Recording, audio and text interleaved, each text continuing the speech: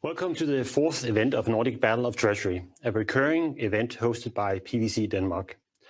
The purpose of the concept Nordic Battle of Treasury is to create a platform that enables you all to clearly understand and visualize the technology opportunities that can solve your business challenges. My name is Peter Lennebjerg, and I will be your moderator for today. I work as Treasury Specialist as part of Financial Service at PwC, where we assist clients in optimizing business processes and risk management decisions assisted by Treasury systems. This includes minimizing the manual workload for repetitive tasks and achieving the best possible overview of our financial risk and market information. This time, we have chosen to invite two software vendors which specialize in cash management and reconciliation, and two software vendors which specialize in treasury management systems. All four vendors include cash flow forecasting in their solutions. Also, all four vendors are able to employ artificial intelligence, AI, and machine learning in forecasting the cash flow, an exciting area. Are there differences in how they approach short-term and long-term cash flow projections and how they approach system inclusion and interfaces? This session will give the opportunity to find out and for you to conclude. For PwC, this gives us the opportunity to share knowledge on some of the latest developments in the market and give you all an insight and single point of contact if you need to understand opportunities or guidance on how to handle them. Since today's topic is cash flow projection, I have brought one of our specialists in the area, Thomas, who will introduce today's subject to you. Before Thomas introduces, I would like to give some small practical comments. We have a tight schedule, so in order to ensure an effective outcome for everyone, each vendor will have 10 minutes to showcase their solution, followed by 5 minutes of questions. You, the audience, can ask questions with the bar on the bottom of your screen, and we highly encourage you to do so. Thomas and I will handle all questions and try to prioritize based on the popularity. If you do not get an answer during the session, we will provide answers afterwards to each of you. Furthermore, we shall share all the slides after the webinar. So, Thomas, please. Thank you, Peter. And my name is Thomas Let Jensen, and I'm an SME in cash flow forecasting and also part of financial services at PwC. This session is focusing on cash flow forecasting from Treasury to CFO perspective. We will consider the opportunities of capturing the short, the medium, and the long-term cash flow supported by some of the leading system providers in the market. I'm quite certain that many of you managing the forecasting process all have dealt with manual adjustments, understanding deviations from forecast to actual, creating another scenario for either your own or the sake of the CFO or similar issues. I'm pleased to let you know that our four vendors today have also been asked with the same questions and have tried to come up with solutions and ways of including a manual adjustment in an easy way, including a recurring payment in a flexible way, assisting you in understanding and explaining deviation to stakeholders, making use of artificial intelligence and machine learning in order to improve the quality and accuracy of your projections. We have invited four vendors to present their best solutions that support the cash flow forecasting, namely G-Treasury, Nomentia, Kyriba, and Cashforce. For those of you who are not fully familiar with all four vendors, I'll tell you that G-Treasury and Kyriba are considered full treasury management system providers. On the other hand, we have Nomentia, who have a strong focus on cash management and payments, and Cashforce, who focus on forecasting and working capital, leaving the financial risk management out. All four vendors will be able to support the cash flow forecasting either as a standalone project or as an add-on to existing TMS systems. So after participating in this session, you'll have an insight into what direction some of the system front-runner vendors are developing and what they currently offer in support of the cash flow forecasting and how this will support your daily operation. Now, before we kick off, I would like to take a step back. I would like to talk about the fundamentals of creating a solid cash flow forecast, the data and data management. Where do you get your data from? How is it organized? And how dependent are you on the interaction and interfaces amongst various systems? The input is provided by multiple sources, such as AR and AP from the ERP systems, MT940 or CAM53 statements from the banks, manual input or adjustments, budget input, FX transactions, market data, etc. Some information can even be provided in APIs. The second stage is the transformation and entering data into a data warehouse or cash flow mart in order to compile all your data in a consolidated reporting source. The purpose of this architecture, which we're showing here, is to connect, structure, and store data from all relevant sources centrally. The CRIS can include functionality for automatic reconciliation, quality controls, further computations, and manual adjustments. And finally, the output is your cash flow forecasting, either in Excel or a system. The benefit of using the CRIS approach is it supports a best-of-breed approach. Systems are easier to replace, and data can freely be shared across all systems.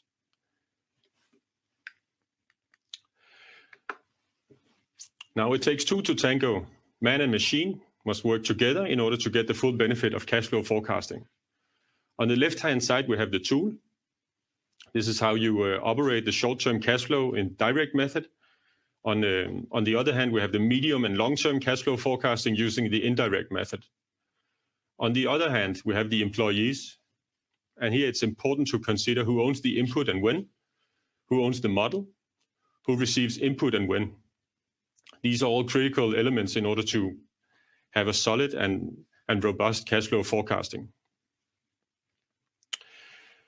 Now, again, we would like very much to encourage you to raise questions and be active during this webinar. So let's have a look and get rolling with some presentations, Peter. Yeah, enough of our words. Our first presenter joins us from London. Matt is actually responsible for business development with G Treasury, but knows the system so well that he's actually doing the presentation today.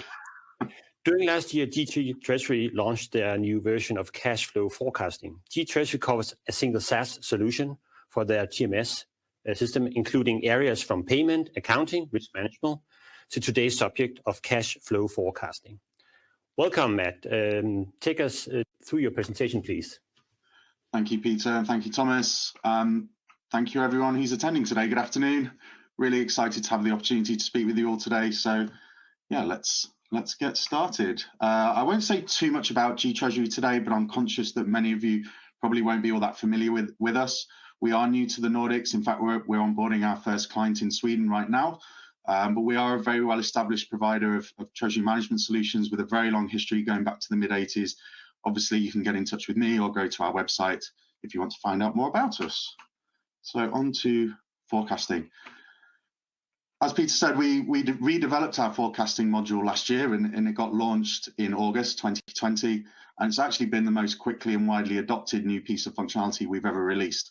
And in the process of defining our solution, we did a lot of research to identify the main challenges treasurers are facing when they're doing their forecasting. And it became clear there's a lot of them, a lot of things that need to be overcome. For example, Excel is used by almost everyone, even those with treasury management systems or other platforms.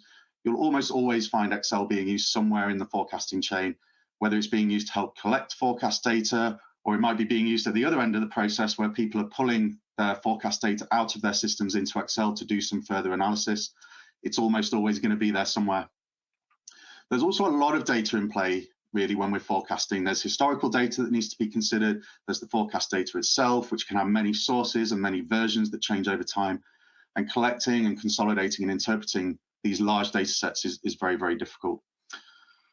So we group the aims for our new functionality into three areas, the aim being to streamline as much of these as possible. Firstly, we wanted to simplify the process of gathering all of that data from multiple sources. Secondly, we wanted to make the process of analyzing that data in different ways as flexible as possible. And lastly, we wanted to make it as easy as possible to take these large data sets, analyze them and measure performance. And actually, I couldn't help noticing that these three things align almost perfectly to Thomas's slide just then, where he had the 3 stages of forecasting being input, transformation, and output. So that's the kind of introduction. We'll get into the system now to see how it looks. Now, we're not able to demo our solution on this platform, but I wanted to give as close as a feeling to a demo as possible through my slides. So let's jump straight in. So this is the home screen of G-Treasury. This is what you land on when you log into the system. It's configurable by user, and it provides a really nice overview of the whole system. The menu tree runs across the top here, and you can see within the cash module, these are the 3 areas of the system we're going to focus on today: the forecast hub, the recurring forecast, and the forecast plan.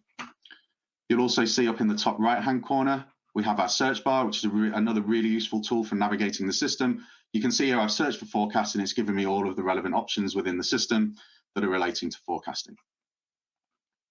But let's get into forecasting itself then. And we'll take a look at the ways first that we try to streamline the process of gathering data.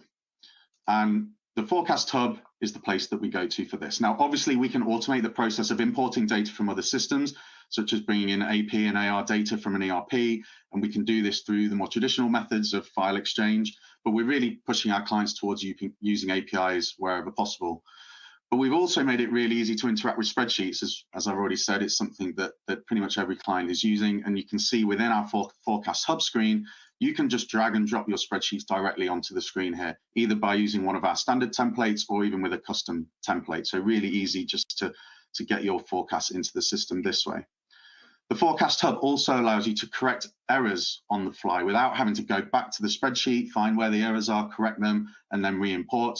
You can see in this screen, it's showing me that there were 4 errors found within my spreadsheet, highlighted in red. I can click on them, correct the errors from this screen, and then once it's all corrected, it will process them correctly without me having to go back into the spreadsheet. We've also given a framework to very easily generate recurring forecasts through the screen that we're looking at now. I just had to set the basic parameters, such as the currency and the amount and the dates and so on. And then the system will generate the schedule for me that you can see along the bottom. It's even going to adjust the dates of the flows if they land on non-business days, which are the dates you can see highlighted in gold there. And again, I can choose how it's going to adjust those days for me. The last thing I'll talk about with gathering data is smart predictions. And I'd say this is really the flagship feature of our new forecasting module, where we're now using machine learning and AI to provide a completely new way of forecasting, which is by analyzing historical data. And there's really only 4 steps that a client needs to go through in order to start using it, right? So the first thing you do is choose the cash flow categories that you want to include in the analysis. And this is what we can see on the left-hand side. Then you tell the system, okay, so how much historical data do you want me to analyze? And what's the future time horizon that you want to generate the forecast for? And that's what we can see in the middle. Then the system's going to analyze that data. There's a number of statistical models the system can apply to each individual cash flow type. The system will choose the model that is the most accurate, present those results to me, and you can see this on the right-hand side. And then the 4th and final step is just hit that green button you can see there, generate forecast, and this data is going to be incorporated into my forecast. So we've had clients using our smart predictions in the real world now for over a year, and the results we've seen are pretty impressive. Of all the clients who've adopted it, we've managed to reduce their forecast versus actual variances down by an average of 30%.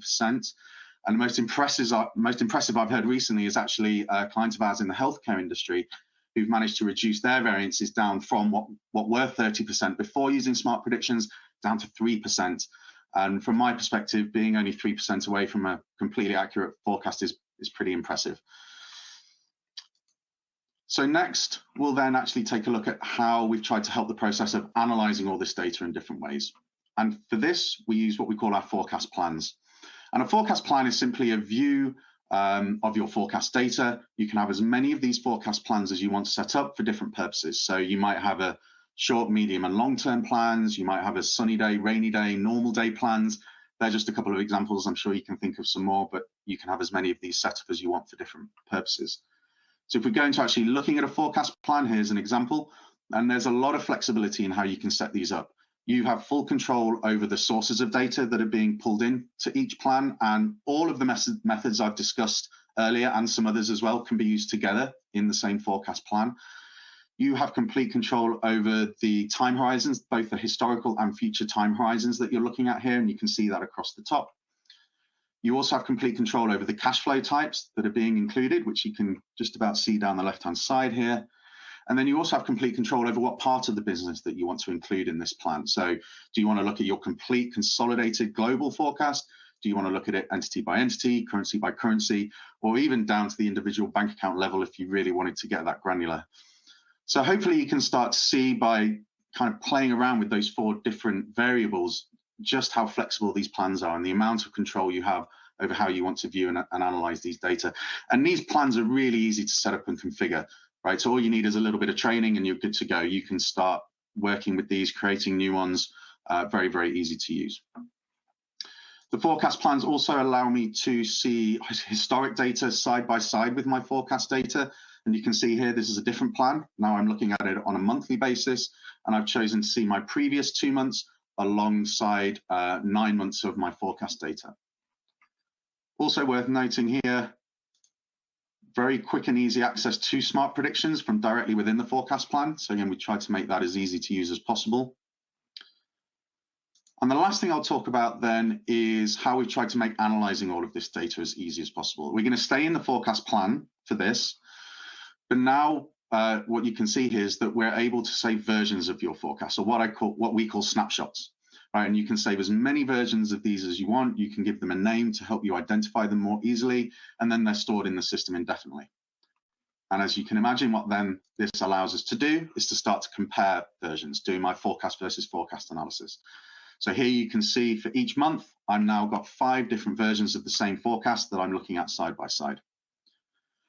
Thinking back to my earlier point around the amount of data that's in play here through this process and the difficulties this generates, we've also tried to centralize the visualization of all this data and make it easier to interpret. So within the forecast plan, I can also graph this data out. So this is showing me a chart where I've got 3 versions of my forecast and how those have changed over time.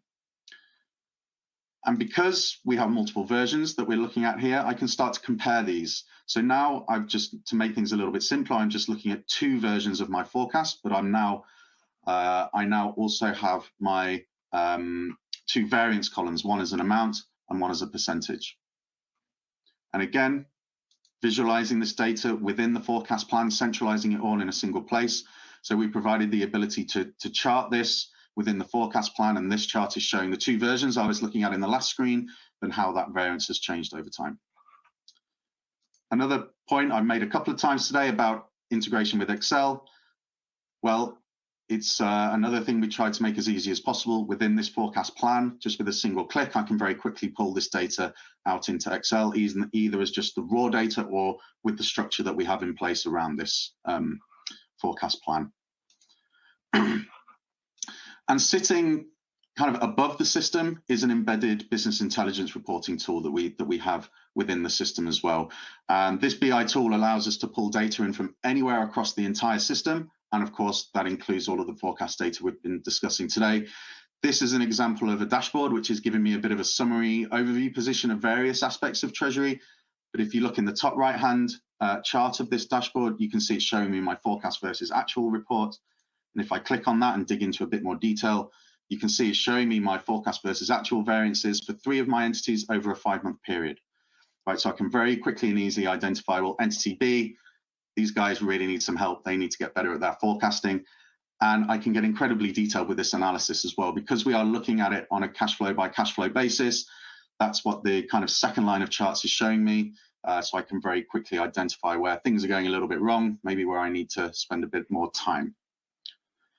So that's kind of everything I wanted to say today. Quickly, just to summarize, we focused our solution on the areas we think are most challenging for treasurers, streamlining the gathering of different types of data from multiple sources, providing flexibility around being able to analyze your forecasts in different ways and giving that transparency into the data, taking these large sets of data and providing charts and visualizations that distill that data in the most important ways. And lastly, adopting cutting-edge technology such as the machine learning and AI we discussed through our smart predictions. And as the last bullet point here says, we've made the smart predictions functionality available on a trial license. So for our clients who want to give it a go and have a bit of a play around, see how it compares to how they're doing their forecasting today, they can do that. So that's really it from me. Looking forward to seeing what questions there are. So Peter, Thomas, back to you guys. Thank you, Matt. Getting some very interesting questions, but for me, as I'm seeing that we have questions both coming from controllers and treasurers, but from two different worlds. Not that they're very opposing, but the banking world and the corporate world. Yep. And that just pulls me to ask another question, a high-level question, and saying, with your system, we know that you're definitely on top of corporate issues and so on. If you get questions from a banking type, which are obviously, how should I say, challenged with all these questions that FSA can ask you, the financial supervisor authority, is that something you're targeting with your system as well? Absolutely. So yeah, you're not wrong. I'd say the majority of our clients are on the corporate side, probably around 60 to 70%, but still a very, very large chunk of our clients come from the banking world and other kind of non-bank financial institutions as well. So yeah, we're very experienced on that side of things as well. Okay.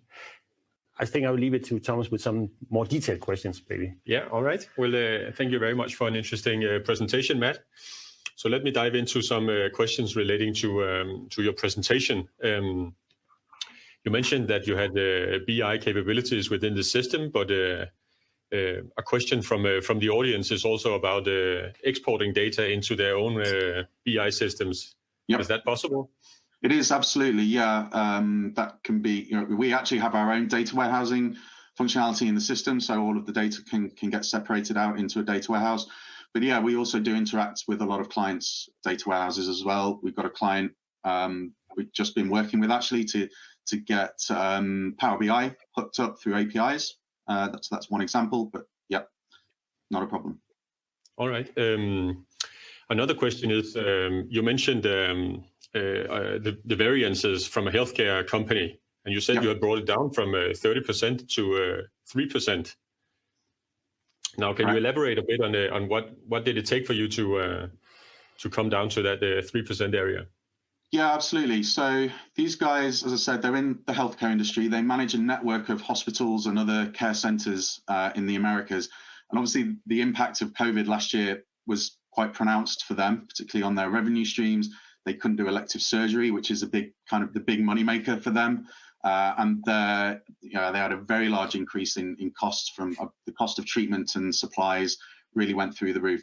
So obviously they were doing their forecasts and they kept adjusting them as the year went on. They're collecting data from different departments across all of their hospitals. So lots and lots of people feeding in order for them to produce a forecast. And they were forecasting a year forward, but as the year went on, they had to start reducing that down. So they took it down to 9 months, then they took it down to 6 months, and they had to start looking at it much more granularly. So they were really facing a lot of challenges when it came to their forecasting. They did also try to analyze some of their historical data, and when they were doing that, they were trying to look at the last 12 months, but it was way too much data for them to really do that properly. It was huge spreadsheets that they were really trying to analyze. So when we released Smart Predictions in August, they decided to give that a go. And of course, Smart Predictions is using all of their historical data, as much historical data as we can get our hands on. And when the system was analyzing that historical data, it was seeing the changes that had happened over the previous 6 months, and it was factoring those patterns into the forecast data it was producing. So they started running Smart Predictions, not on all of their cash flow types. There are some they were very confident in, so they would keep forecasting those with the data they were receiving. But they started running it on the cash flows that they were less sure about. And yeah, I mean, it's not really much more complicated than that. They had the historical data there that we were able to analyze from day one. And they were selective about which cash flow types they ran the Smart Predictions against. But yeah, pretty impressive. All right. Well, thank you for the elaborate answer, Matt. No worries. Now you did mention historical data as well. Do you have any idea in terms of how long a period you should go back in order to be able to rely on historical data? Yeah, so we can go back 3 years. So that's the kind of time horizon you can go back within our smart predictions functionality. As I said, as much as possible is always better. Things to be aware of, if you've had a big change in business strategy and that has had a big impact on the type of cash flows or the pattern of your cash flows, then start at that point rather than going back and including the previous way of doing things in there. But even for clients who we're implementing, we can gather historical data from banks as part of the implementation project. So even from day one, we can have that good history of historical data to be able to analyze. First of all, good to see your face again after this connection glitch. Again, we're talking about here a vendor which has really consolidated the market and brought all these nice solutions that has been consolidated into Noventia, into your now single tool cash and treasury solutions provided. So Uni, I hope I can leave it with you for now to bring us through your presentation. Thank you, Peter. So definitely, and welcome also on my behalf. And as you mentioned, Noventia is kind of a newly born, and we have a really interesting news. And I just wanted to kind of share with the participants, with the audience, the new power figures we have. And as you can see, we have grown a lot since our last visit in this event. And I'm really excited about this consolidation and thinking about the solution portfolio that we can now cover to our customers, definitely much more bigger. And as we know, today we are going to discuss about the cash forecasting. So I won't go for details, but definitely a much wider portfolio that we can serve today. If we think about our cash forecasting system, it's really easy to integrate to, you could say, to any ERP, any system. So there is all the major ERPs, all the major systems has been integrated with our system. There is a in-house built system that has been integrated. So far, I haven't been able to find any system that we haven't been able to integrate. What is really nice thinking about the cash forecasting side is obviously that we have a reach for all of the banks connected to the SWIFT. And actually what we can do on behalf of our customer, we can fetch the bank statements using our big code and receive the statements globally without corporate needing to be a SWIFT member. As mentioned, there is also other different kind of tools that have been integrated to the system. We have a global user network. Users around the globe are using our tool. And really like a really important topic for today is also that we are a native cloud solution. So it's built on top of containers, microservices. It's a future-proof platform, and it can cater both vertical and horizontal scaling up to the customer needs. There was a discussion about capturing the forecasting horizons, and I actually kind of embed here a short reminder also that it could be also some days that you would be interested in even a short or even a shorter, like an intraday forecasting purposes. See how much you are paying out in different currencies today. Have you been able to collect the cash from your customers, compiling that on a nice report, whether it's on an entity, region, bank account, whatever level you would like to aggregate the information. That is also possible with our Noventia tools. Of course, short, medium, and long various perspectives as discussed earlier. Then I would actually like to mention that, of course, the kind of predictive analytics We also have, of course, due to this acquisition with TIBCO, and there I actually wanted to say a couple of slides on the process, what we think and what is our approach on those analytics. First of all, I would actually like to mention that thinking about this last COVID hit or situation, all of our customers that did have this predictive analytics, they survived really well, and they could foresee and take a use of this. So they were really prepared. So how we think and how we build actually this predictive analytics is actually, of course, something that we will define the requirements. We will set up the data. We will do the data analysis. We will calibrate and validate, same way as the previous presenter presented, that there's most probably many models that you would be able to choose, but obviously there is one best fit for your purposes. And then you can elaborate that prediction to your forecast, compare it to them, for example, forecast that you would other way have produced, or use that only. So if we take a look at the kind of first steps of the predictive analysis, and what we see there is that typically what we are looking for is 4 years of historical data.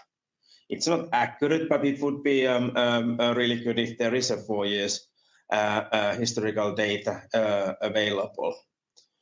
Then when we are typically discussing with our customer, obviously there is some kind of various components that are related to the business activities, whether you have a really broad customer base like in B2C markets, or if you are more on B2B market, perhaps even in projects. Yeah. So of course there is always outliers, something anomaly in your historical data. To really model and get a nice modeling, we have a possibilities to either manually or automatically filter out those transactions. Yeah, of course, the kind of analytics and the process itself can be performed to any cash flow category, but dividends, for example, no sense to build a model for that. Of course, there are also other cash flow types, as mentioned also in the previous presentation. Addition to the kind of historical data that we take into our modeling, we actually can include also some other kind of relevant factors for those models. So it could be some business indicator, it could be some market risk, it could be some trade tariff, any kind of additional information that would actually have a correlation with your cash flows. So if that exists, why don't we take that into use? And now we are especially talking about a long forecast. So of course, in the short term, you could just build the model on basis of the actual. But if we want to extend the horizon to long forecast, take a look at the external factors like trends outside the group. It's definitely worth to check out. So that is the kind of approach that we have for the predictive analysis. Of course, thinking about the solution, how we see it is that there is kind of one thing that we are really proud is that the superior user experience. thinking about the new employee joining to your treasury team, how long does it take to go through the basics, the use of the system? Is it a 1 week introduction, or is it a afternoon introduction? With our superior user experience, we can obviously serve both the centralized treasury functionality or even non-centralized treasury functionality, but also the entities around the globe, since we have the Chinese wall model implemented. The reporting is actually really easy to create and maintain. So we are not a consultancy company. We are a software company. We want to provide easy to use, easy to create reports that you are not afraid to change, add new elements to the reporting. I wish the platform would allow, but I would like to show some drag and drop slicing and dicing that you can easily do. There is a really nice advanced and easy to do simulations that you could do in the system. I will actually give you one example on that. So what we have here, you might have a situation on your Monday morning when your boss calls to you and says that, hey, we have a situation in that specific area, and say that, hey, it seems that we are having customers paying us late.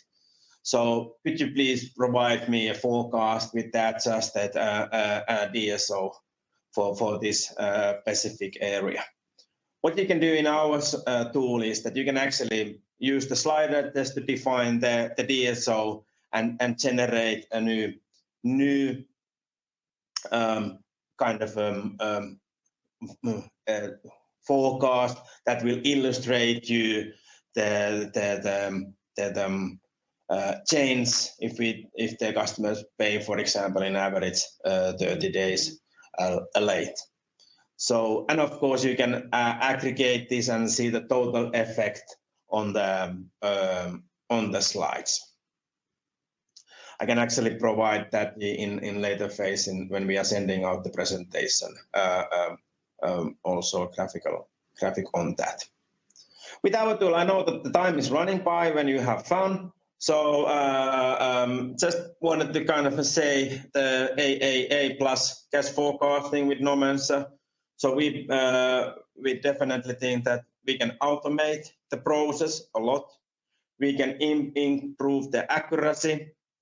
With the analysis, of course, it's really easy to adjust, run the continuous improvement on your own. It's attractive, and you can convince your millionaires and general users to attract. Couple of words what our customers are saying, and that's basically a thank you, and I'm open for questions. Thank you, Juni, for your presentation and for hanging in there. We will continue the fun, hopefully not on the connectivity side, but on some questions. So, Thomas, will you come with the question? Yes, I will indeed. And thank you, Juni, for your presentation. Very interesting. Let's also try and dive down into some more specific questions. And in particular, you mentioned on your second slide that you connect with 10,000 plus banks via SWIFT or via direct connection. But can you actually do that without the corporate is signing up to SWIFT?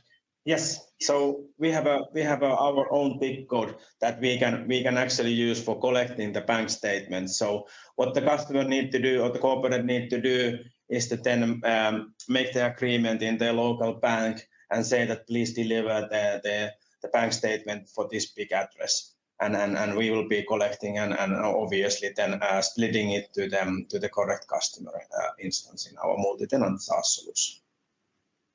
All right, very interesting. Now, compared to a full-blown TMS solution, you are sort of the focus on the cash management part and cash flow forecasting. But how will your cash flow forecasting capabilities be integrated in case of a corporate already has a TMS? Yes. So our idea is that, of course, customers can choose best of breed. So you can have any system, whether it's an ERP, treasury system, and we can collect the information about the future cash flows. No doubt about that. It could be that you would have our own treasury portfolio, or it could be somewhere other. So we are definitely not going to close any kind of integrations if you would have your loans or whatever treasury instruments you would have in other systems. So we need all the cash flow information into our system. All right, and final question from my side would be, how do you and your customers benefit from the consolidation in the market that you are driving these days? Yeah, so definitely I can see many benefits. So especially from this area, we can definitely kind of utilize the knowledge and the kind of let's say implementation experience from the German-speaking area. We have been, to be honest, a quite Nordic player, but now we have an experience on Central Europe, how things are done there, and with the acquisition and with the consolidation, there is a really big corporates that are our customers of us.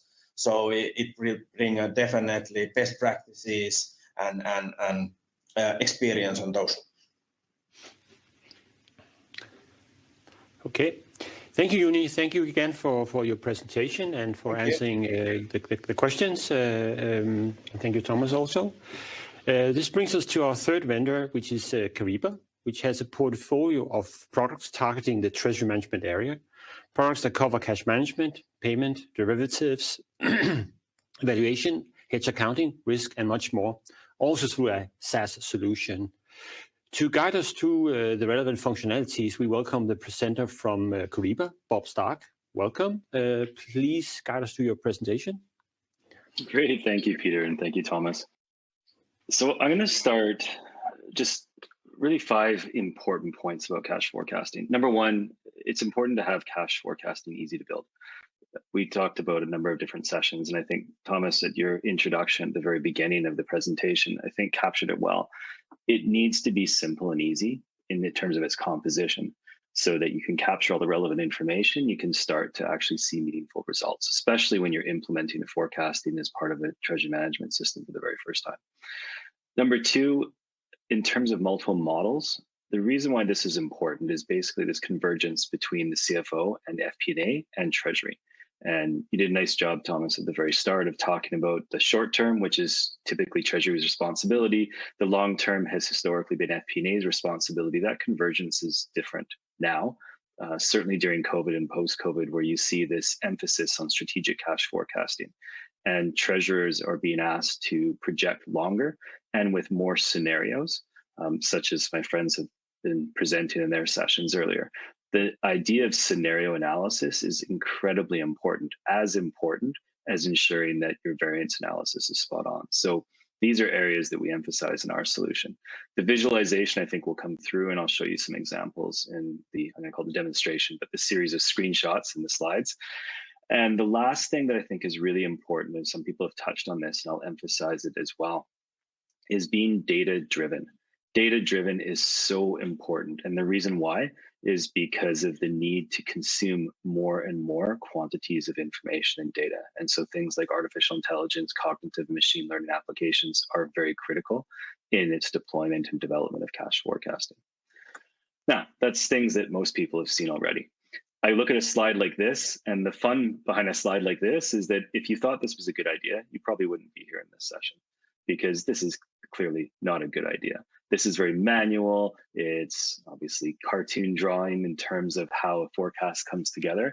And there's obviously better ways. So I put this up for fun, but the more serious way is to look at something like this. This is our perspective, and it's going to be similar to what Thomas mentioned at the very start. you really focus on 5 different stages of forecasting. Data gathering, which is the centralization of information. That information is typically automated. In fact, it really should be automated. There's an element of manual composition, then you're missing a big opportunity to streamline the process. So whether it's payments, historical data, which we've talked about, financial transactions, your internal teams, such as working with FP&A and data that they are extrapolating and projecting forward, looking at your internal systems, such as your ERP, could be SAP, Oracle, could be Microsoft, it could be combinations of the above, or even some of your spreadsheet or recurring flow models. These are all important to bring into the system. Some of them will be just present in the system as part of the modular capabilities that Kyriba provides, but other times we're utilizing APIs to streamline and completely automate that process. So data gathering, I'm not going to spend a lot of time talking about this. I think others have already mentioned that. So I'll go into execution and variance analysis. These are so important. And in fact, the execution phase of forecasting has changed in the last 3 years. You could argue within the past 18 months. The reason why we say that is because this need for more complicated and complex scenarios around what is happening. If I look at our clients and what they went through at the outset of COVID, they were suddenly asked by a CFO, asked by the CEO, asked by the board to project different potential outcomes from a liquidity standpoint to do simple things like how many days do we have left before we need to take action? These are the sorts of strategic scenarios that we didn't see quite as much in the previous years, but certainly become much more prevalent in forecasting today. So I'll emphasize a little bit of the next screens on the execution, but also the variance analysis.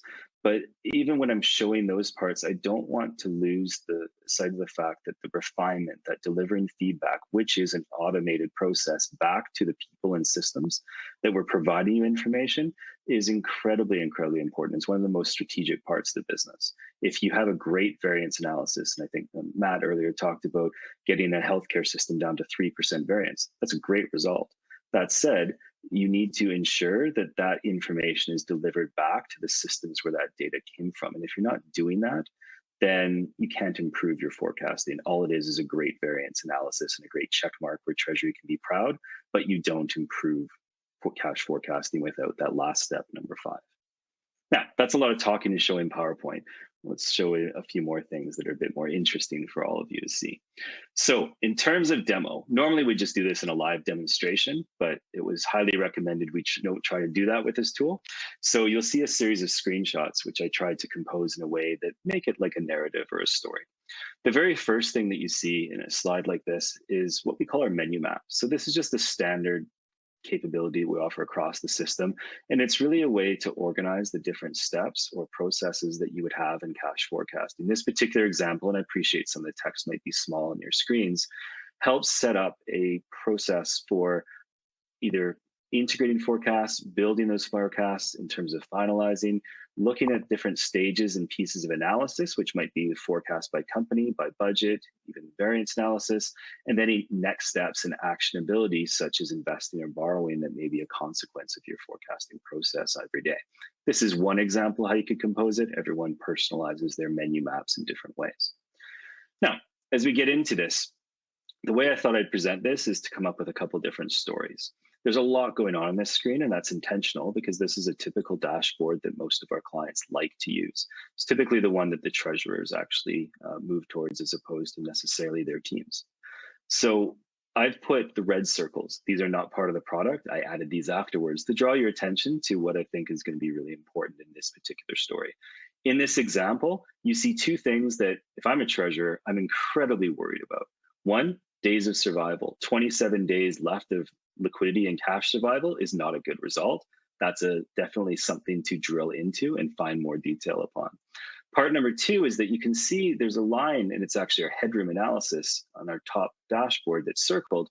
And in that headroom analysis, you can see it goes up even a little bit out of the picture, and then suddenly it comes crashing down in August going into October. Also a worrying sign. So if I drill into this further, normally I would do this live, but we're doing this by screenshot. So you can see that I drilled into September, and it doesn't look like there's too much that's wrong here. You can see that I have debt facility in the bottom right, and you can see just to the left adjacent to that with HSBC, I also have a committed versus uncommitted facility. So looking back at the previous 24 months, the trend seems fairly stable. It's really just this area around August, September, October that seems problematic. So as I look a little bit further into this, I can see where the problem came. And again, my 27 days of survival is shown by the fact that my credit facility expired. This is one of the interesting things about forecasting is it's not just about looking back at history or looking forward at cash flows in isolation. It's about integrating that with the rest of the business. In this case, you can see that my facility expired, which in real life probably wouldn't happen quite like this, unless you're perhaps the American government, in which case those things do tend to happen for some reason.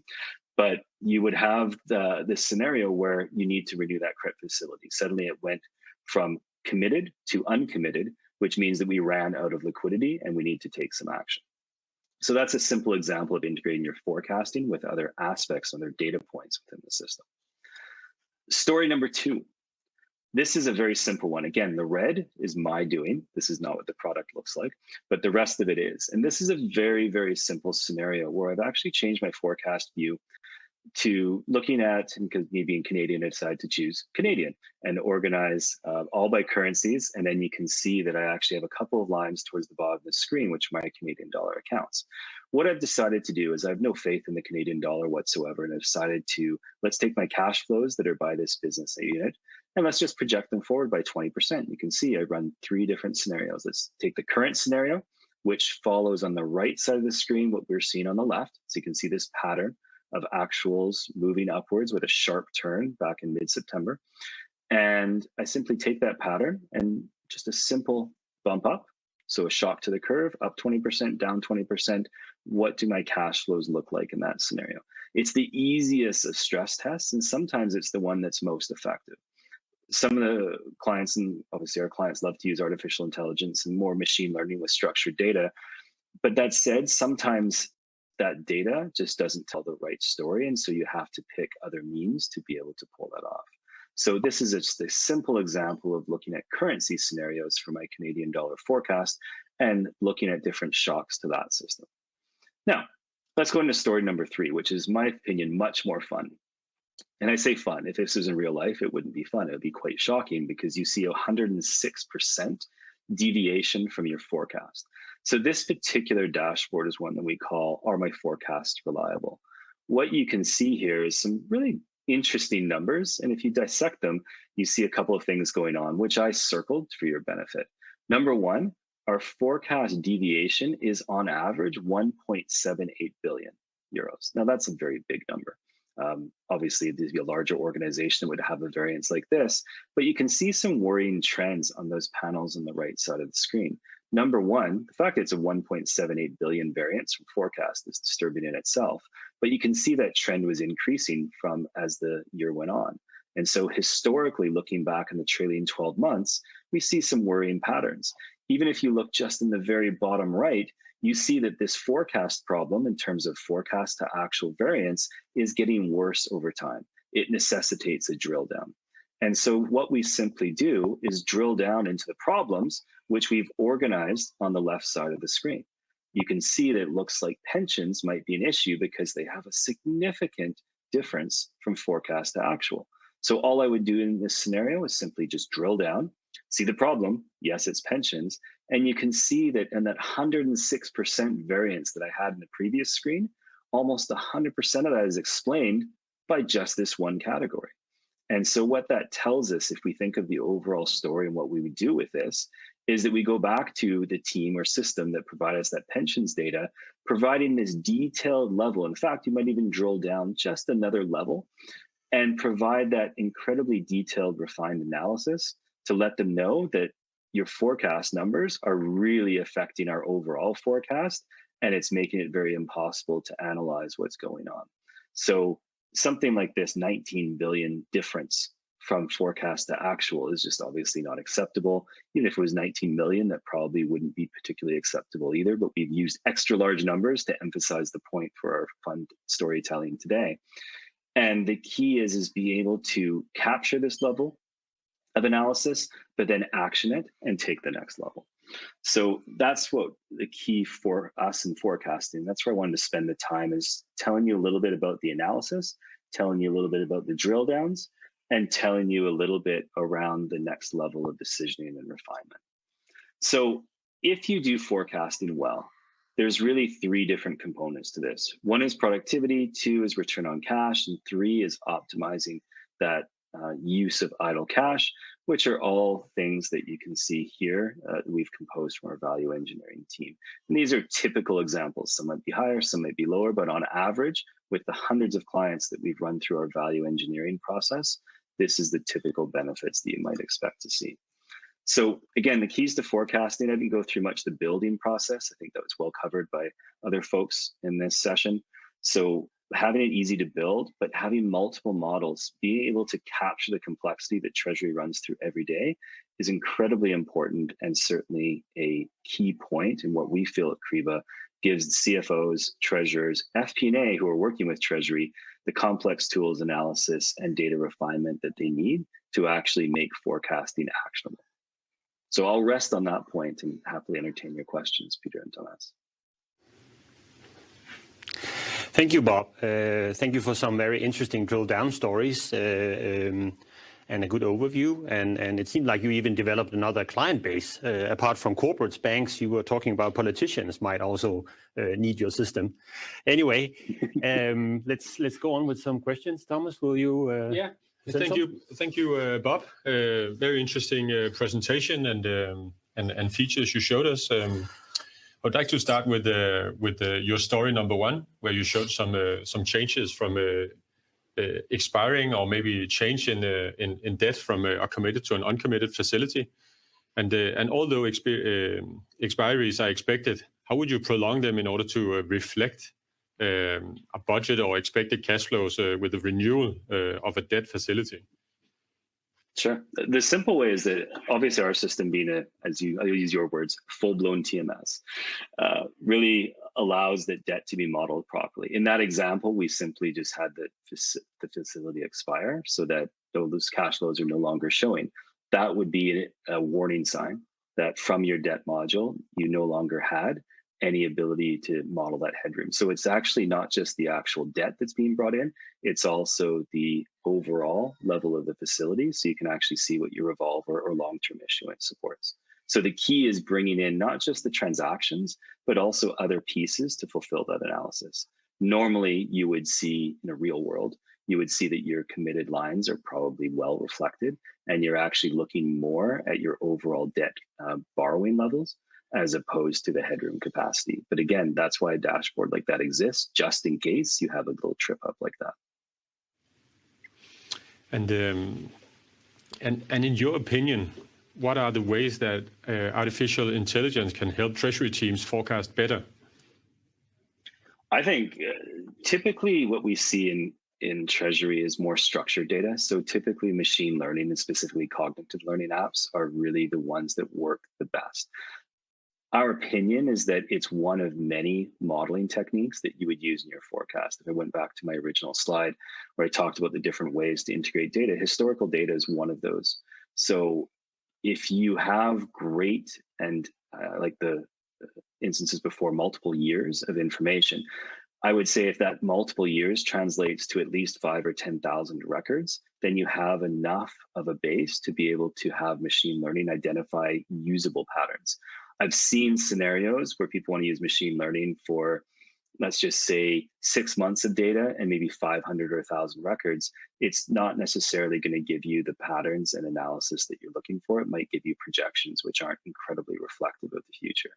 So it's really important to, I think as others said as well, feed it with significant data so you can actually leverage your historical information alongside other sources. Thank you, Bob, for an excellent presentation and for answering the questions very, very well. That was very interesting. That leaves us to continue with the next and actually final presenter. And here we have our presenter, Nicolas Christian, actually the CEO of Cashforce, to present on Cashforce's capabilities within cash flow forecasting. especially leveraging on deep insight into working capital drivers and improvement areas outside the Treasury Department. Cashforce is focused on bridging the gap between account receivable, account payables, and Treasury. Welcome, Niklas, and thank you for your patience since this has been prolonged a little. Please take us through your presentation. Right. No, thank you very much. And it's an absolute pleasure to be hosted here by PwC. So welcome and thank you everyone for joining today. So my name is Nicolas Christian. I'm the CEO and one of the co-founders of Cashforce. And happy to provide you indeed the last 10 minutes of this presentation. And let's just right into it with a quick background on Cashforce. So Cashforce is now, I think, 8 years since we started, 2013. We have always been focusing very much on cash forecasting and working capital since the beginning. In fact, we have been starting with leveraging ERP data since 8 years to really show clients. At the beginning, it was really CFOs, the power of working capital analysis and insights. And that's how we really grown into a cash flow forecasting analysis, cash forecasting process and analysis tool. As Cashforce, we are focused on mid-sized to large corporates. You see a couple of references on the right bottom side, of which we'll talk a little bit about their cases in a few minutes from now. In terms of where we are located, Europe as well as the US, and we are, of course, happy to be supported by a variety of different partners, such as PwC, but also several banks that have opted us out of, let's say, the competitors as a sort of best of breed solution, such as Citi, Bank of America, BNP Paribas. What's, I think, important is to take maybe a step back and dive a little bit further into the, call it, challenges, difficulties of the cash flow forecasting subject in itself. So when we are asked about cash flow forecasting, we bucketize the questions we get in sort of three different buckets. The first buckets, call it the very basic buckets, the basic questions. And I think if I look a little bit at the basic questions, it's simple. How do I build a forecast? How do I set up a process, a workflow-based process, coordinating input from HQ, coordinating input from the different opcos? How can I report to my stakeholders? I think anything which we've already touched upon today as well. But when we really go a little bit further, it also goes into more tactical questions, like how do I model a forecast, which also has been discussed. But a little bit further down, you'll see a point like, how do I extend the horizon from the typical 2 to 4 weeks to 13 weeks? How do we make sure that we account for intercompany reconciliation, customer payment behavior? What about overdues that we recognize in our AR and AP? So these questions are very tactical because they really affect the outcome of the cash flow forecast and, of course, its accuracy. And the third type of questions are more like expert questions, we call them. How do I align the indirect cash flow forecast that's being made in the business with the direct cash flow forecasting process? How do I build different scenarios, stress testing, etc.? Now, within the business, and something that goes a little bit more to the practicality of all this is, how do we launch a project like cash flow forecasting when it involves IT resources? It's a new system. So how architecturally does it fit into the environment? I did want to point out these questions because ultimately they will be, and it's one of the parts in your potential process to adopt a system like that, and which we can help with. Now, to cut to the chase, when it comes to the benefits, it has already been mentioned by the different presenters today. Accuracy and time savings have been always been touched upon by the different speakers today.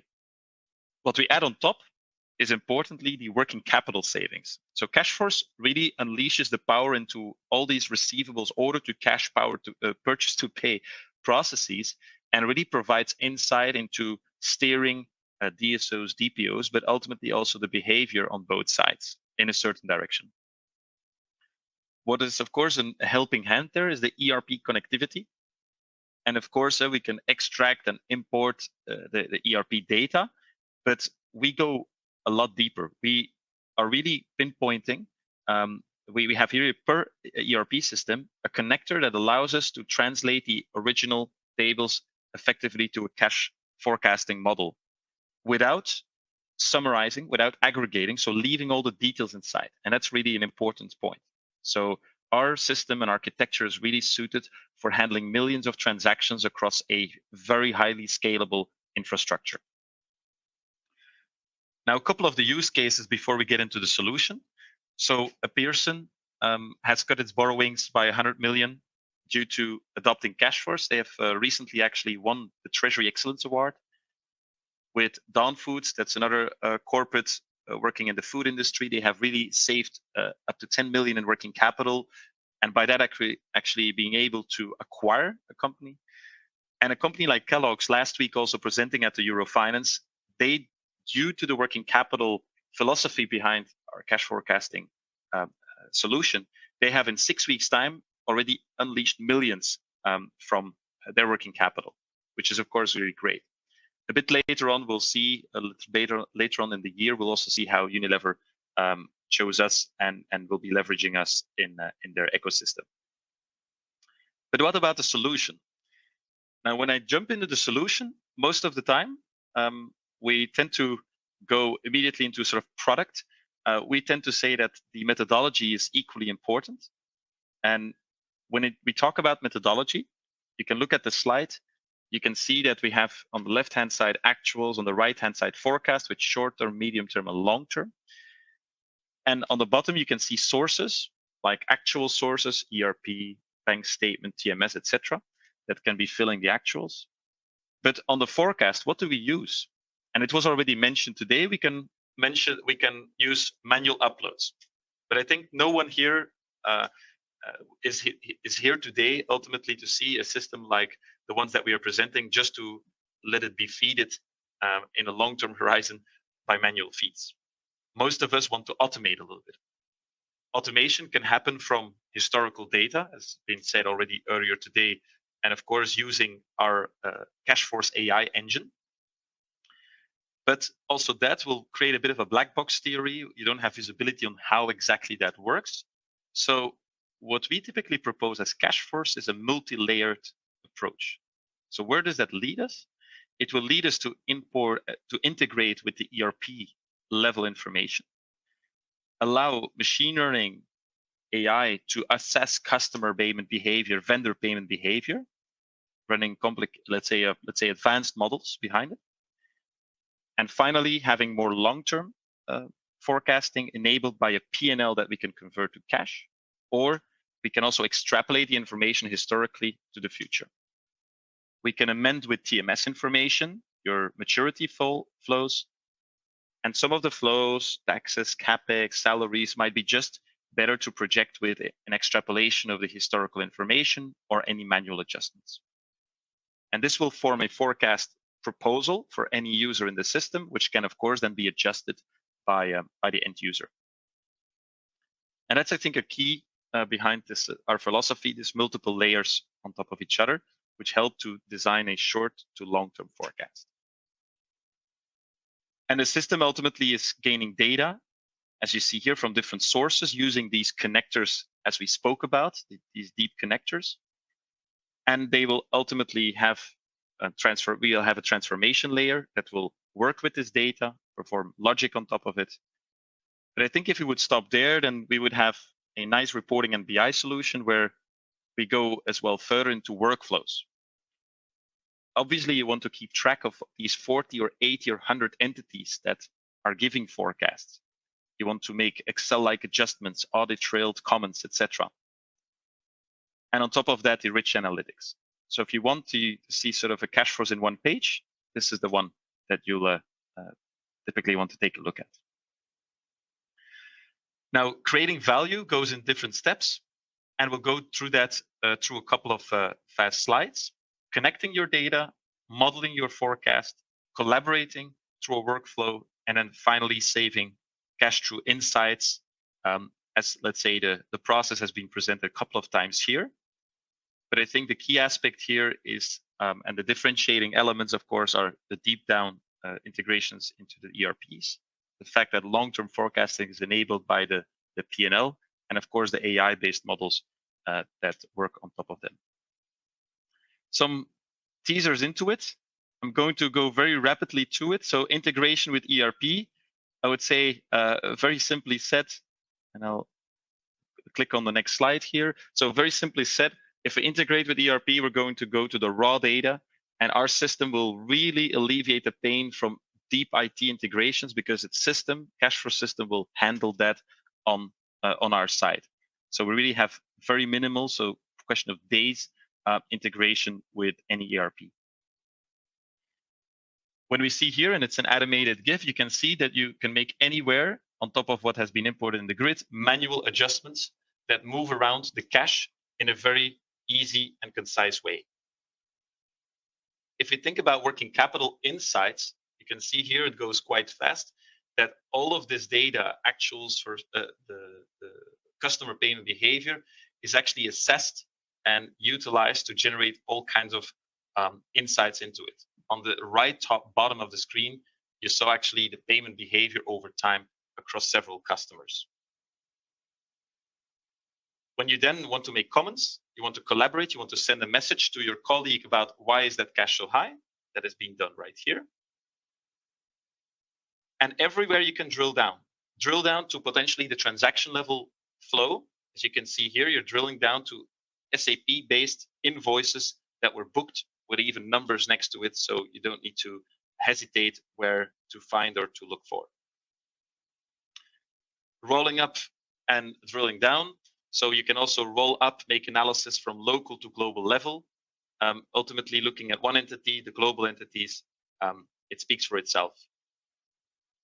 Submitted and reviewing, I think that's really key when you orchestrate a cash flow forecasting process. It's about monitoring who has now posted their forecast. You see here, Canada, the US, you can really check if they have already posted their forecast, and the task-based system, so the notifications, make sure that you can, let's say, also receive a notification to submit or review a forecast that is waiting. And then finally, the different forecast scenarios that are possible that will allow you to, of course, to see stress testing and to see whether or not your forecast was reliable or not. I will not go through the full length of this slide, but just know that in terms of ROI, we can help you estimate the ROI, which will, of course, have the classic elements of forecasting accuracy, time savings. And the third element really is the working capital savings, where a company typically would save millions of euros or dollars in terms of the working capital insights it leverages from cash flows. In terms of the case with Pearson, you can see here a little overview. In less than 30 days, we set up a prototype with the Pearson company so that they then further could model and further could develop the forecasting model with cash flows. Leveraging the technology here resulted in millions and millions of borrowings saved.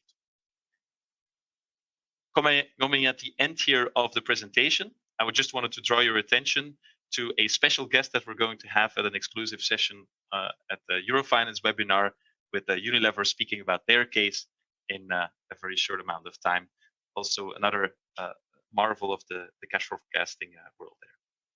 Thanks a lot.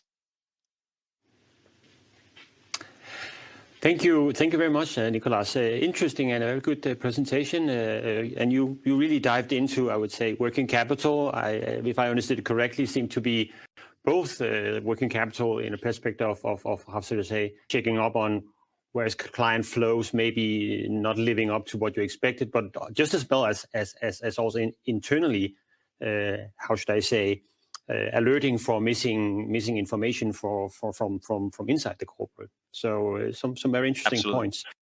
I will to a couple of questions with my colleague Thomas again. Yeah, and thank you, Nicola, for an interesting presentation. You mentioned that you also apply historical data as part of cash flow's ways to improve the forecasting. But how do you account for or adjust for M&A activities? Yeah, and I guess what you mean with that is that let's say when the company let's say, acquires new businesses, how is that basically affecting the historical model, and how do we account for that? Well, I think there are, first of all, in cash flows, different ways in which we use, let's say, historical data, and also the granularity is important here. So if we, for example, take into account customer payment behavior, ultimately we can only look internally inside the company to customers that have been a customer to that client, let's say within the entities that exist. What that means is we're going to assess granular data. We're going to see how customers are paying. When there is an M&A, so when there's a new acquisition, then there, of course, potentially totally new customers without any history, then of course that will need to be built up over time to be able to effectively assess their payment behavior. Our system will try to, let's say, give you a signal when we have enough data to ultimately make a prediction. So otherwise it will tell the user that there is not enough data yet to make a good prediction. Now that's on the customer payment behavior. If we go to extrapolation of cash flows from the history, we will typically look to a bank account, currency, or entity level. So what that means is that when forecasting forward, the entities which are within our scope will be perfectly, let's say, continued from the extrapolation. Of course, the M&A will be regarded as a new entity and therefore also a specific part of that forecast. So by that, we would, let's say, circumvent the issue if you would take the whole of cash flows and then suddenly see a huge blip or a rise in it and not being able to extrapolate anymore. So we will granularize a little bit before extrapolating. So to cover for that particular challenge. All right, thank you. And then a second question from my side is, does the system let me compare actuals with forecasted items in a way that I can identify the differences and where they occur? Yeah, absolutely. Absolutely. So ultimately, every forecast that is made, we will make snapshots of these forecasts. And then each of these snapshots can be put next to one another. So you can compare actuals with forecasts, but also every other forecast with other forecasts to measure sensitivity. And I think it has been talked about, let's say, from every one of the speakers today, looking at the high-level differences, looking at the regional entity, account, currency, counterparty differences.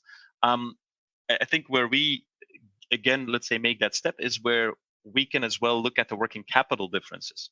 Because if you have the granular level detail behind, ultimately that's really where on that particular level you can see who's delayed, who's earlier, and what effectively resulted in that delay in cash. Because obviously, if you do that on other categories that are not working capital related, you typically have less information. So you would, have a source of inaccuracy.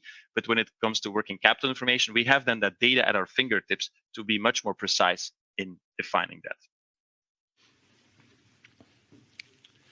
Yeah. Thank you very much, Nicholas. Thank you for a very nice presentation again and for answering the questions. I think we will take it from here for some final remarks and an intro for the next Battle of Treasury. So first of all, thank you to all the vendors for some very good, insightful presentations. It was interesting to see how G-Treasury, Nomentia, Kyriba, and lastly here, Cashforce, have indeed utilized contemporary techniques and provided information drilled down possibilities, and even involving AI and machine learning when assisting in cash flow forecasting.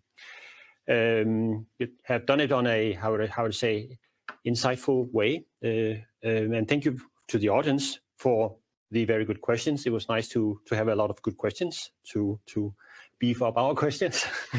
The slide deck will become available online, and we will let you know where to find this.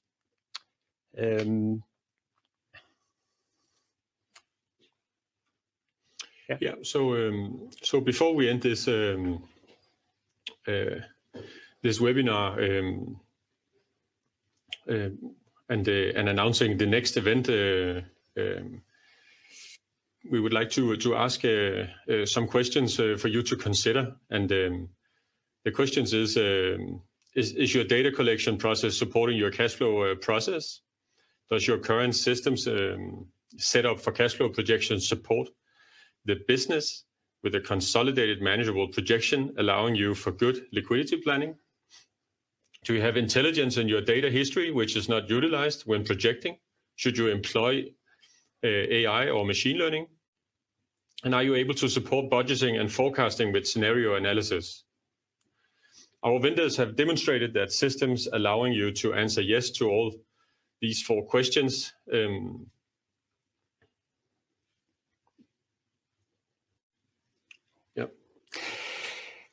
At the next Nordic Battle of Treasury, the topic will focus on how to boost your treasury payment setup and optimize the payable and receivable process by adding an API extension to your Microsoft ERP. Invited vendors with proper solutions for this and connectivity with Microsoft ERP will be demonstrated. This event will take place on Tuesday, November the 30th, same time as this time, 3 o'clock to 4:15. So it only remains to say thank you, everyone. Please feel free to reach out to Thomas or me if you have any questions regarding Nordic Battle of Treasury.